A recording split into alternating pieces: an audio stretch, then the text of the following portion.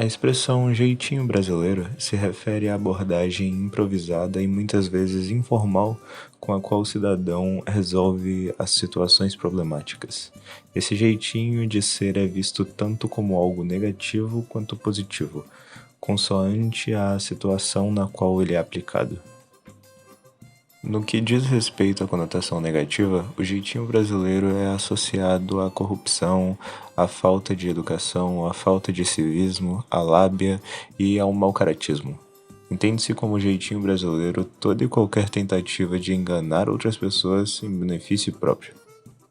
Se por um lado o jeitinho brasileiro é motivo de desagrado, por outro ele é considerado uma das maiores qualidades do cidadão. Famoso por seu jeito alegre e descontraído de ser, disse que o povo brasileiro costuma se comportar com mais informalidade e descontração que as pessoas de outras nacionalidades, até mesmo nas mais estressantes situações. Já no que diz respeito à conotação positiva, o jeitinho brasileiro é associado a uma forma leve, criativa, flexível e otimista de levar a vida e resolver situações respeitando toda e qualquer norma social.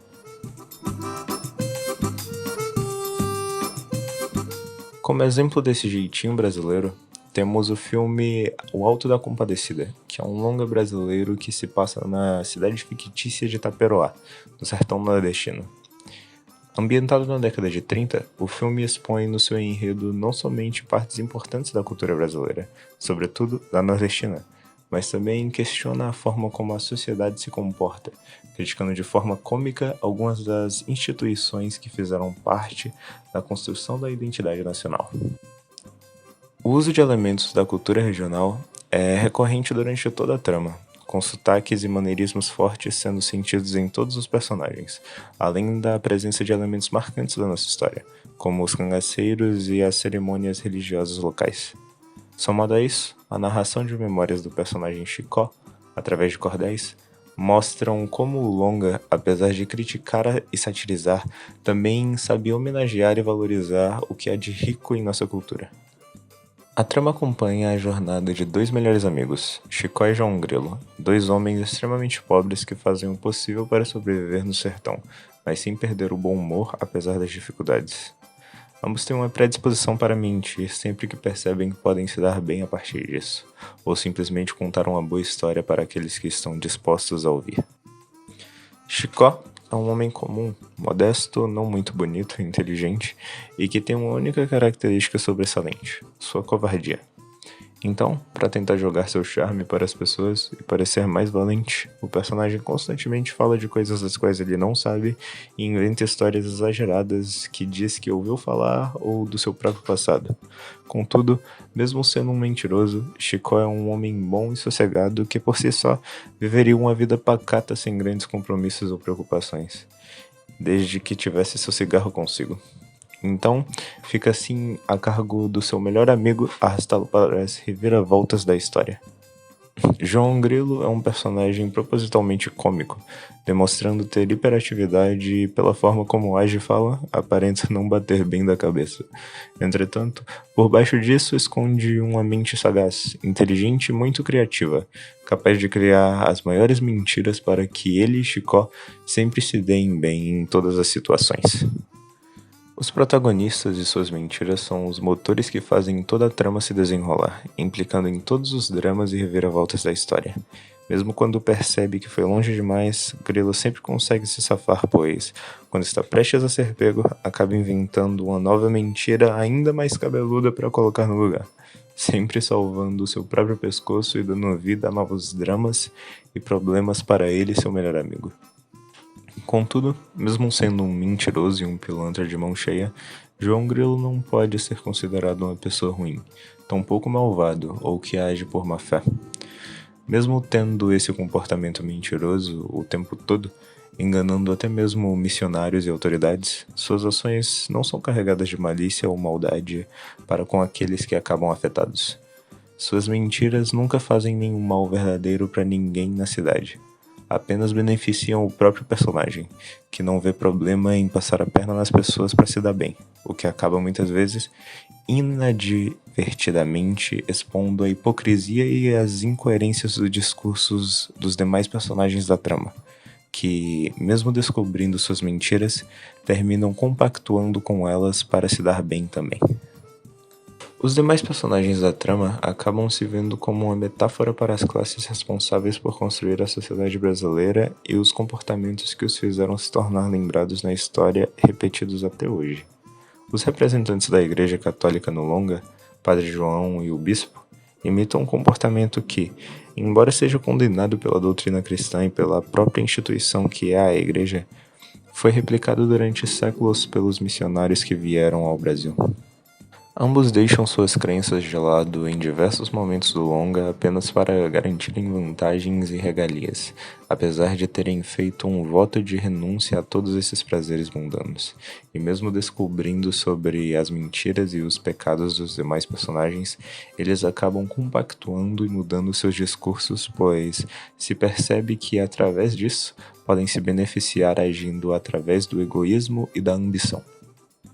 Eurico e sua esposa Dora representam uma classe média que são regados à bebida e hipocrisia, vivendo de aparências e status, mas que em suas vidas íntimas têm inúmeros problemas e enfrentam tantas dificuldades quanto os mais pobres que empregam, e que somente por estarem um degrau acima na pirâmide social se sentem no direito de humilhar e diminuir os menos favorecidos, como fazem com Grilo e Chicó, preferindo alimentar sua cachorrinha com mais cuidado do que seus empregados, que sequer têm o direito de reclamar.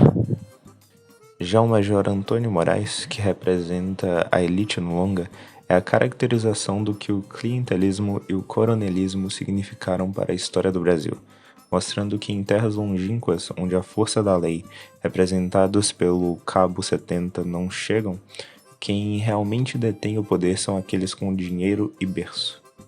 A troca de favores e a influência do personagem na região exprimem justamente que não há interesse de uma classe dominante em mudar a realidade social do país desde aquela época, e que os verdadeiros governantes não são aqueles que dizem estar no controle, mas aqueles que ostentam títulos, sobrenomes e heranças desde o passado colonial.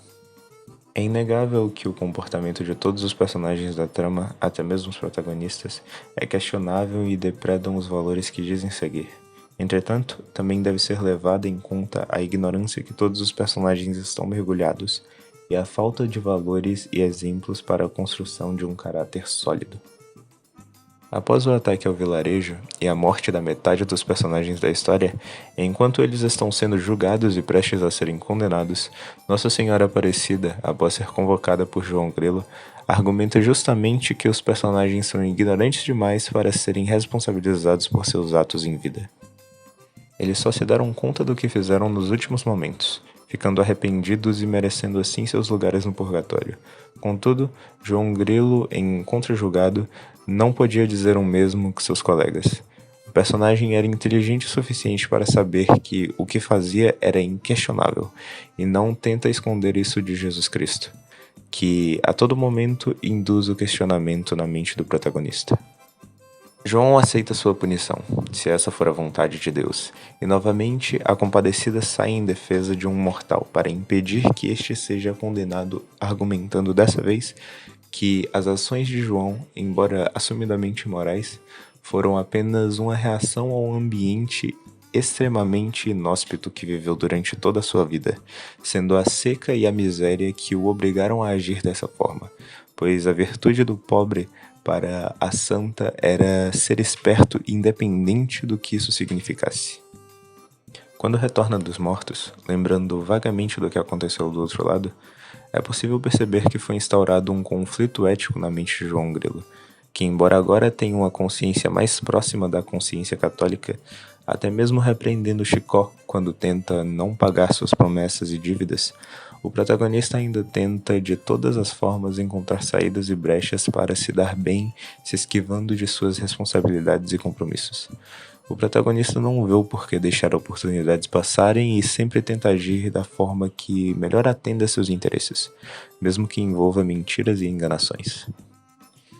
João Grilo tem o que pode se chamar de um antepassado do famoso jeitinho brasileiro, sempre tentando se dar bem em cima de tudo e todos, nunca perdendo a piada mesmo quando é descoberto. De certa forma, o filme tenta justificar as ações dos protagonistas que são pobres e sem instrução, como se o comportamento questionável fosse a única forma de prosperar para aqueles que não têm oportunidades. Contudo, mesmo estes personagens têm defeitos, e a aparição de Jesus Cristo como mendigo no fim do filme mostra que, mesmo passando por tantas dificuldades e sofrimento de diversas formas, João Grilo ainda carregava um preconceito racial consigo. O mais incoerente que isso seja com quem é, devido a tudo que passou. O Alto da Compadecida é uma grande sátira de como a sociedade brasileira foi construída e de todos os valores que supostamente permeiam a nossa cultura. Diversas instituições são questionadas durante a trama, não de forma ofensiva ou meramente crítica, mas sim como uma forma cômica e satírica, de modo que através do humor sejam expostas as hipocrisias presentes em nossa história e que não sejam mais perpetuadas. Essa incoerência entre os supostos valores e as próprias ações dos personagens são a característica mais recorrente e marcante de todos da trama, pois, diante da mais ínfima oportunidade, todo o caráter e juízo são deixados de lado em prol da única coisa em comum a todos os personagens e classes: o benefício próprio. Como diria Bertrand Russell, toda sociedade tem dupla moral. Uma que prega e não pratica, e uma que pratica, mas não prega. Obrigado.